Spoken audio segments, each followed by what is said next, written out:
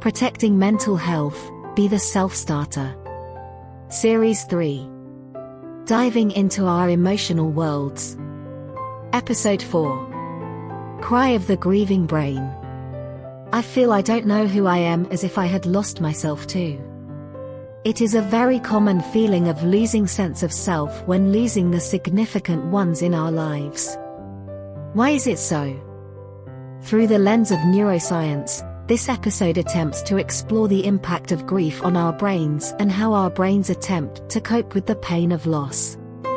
Let's listen to the cry of our grieving brains and create conditions for them to redraw the neural maps after loss as an important healing process. The grieving brain.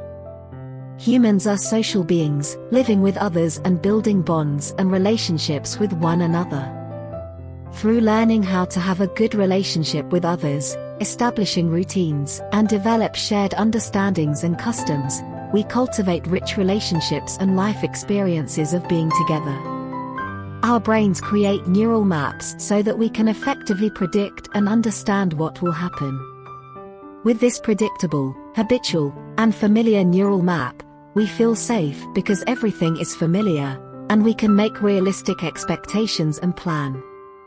For example, at an early age, we have developed the trust of the presence of our significant others in our lives even when we are apart for study, work, or travel.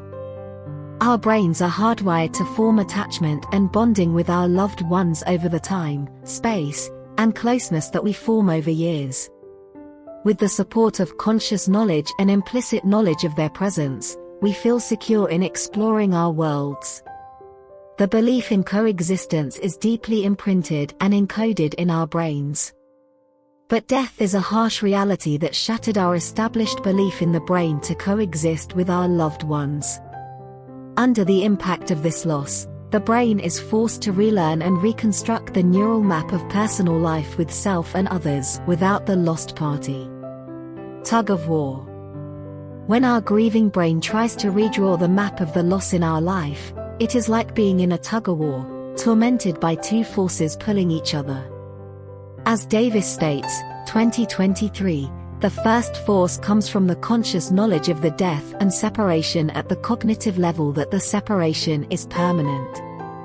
The second force comes from the implicit knowledge that the attachment and commitment established with the deceased is everlasting and deeply encoded in the brain. Therefore, these two forces are constantly tugging at each other, and the grieving person constantly fights with the inner self and spends effort to make sense of loss and absence. Redrawing the neural maps. Even though the deceased has gone or someone significant in our lives has ended the relationship for months or more, why do we still feel unreal? One possible reason is that our grieving brains are still lagging in understanding what the loss means. They need time and new life experiences to redraw and update the neural maps. However, according to neuroscience research, if the grieving person resists the process of facing grief, it may delay the redrawing of the neural map and pose a threat to prolong the recovery of grief.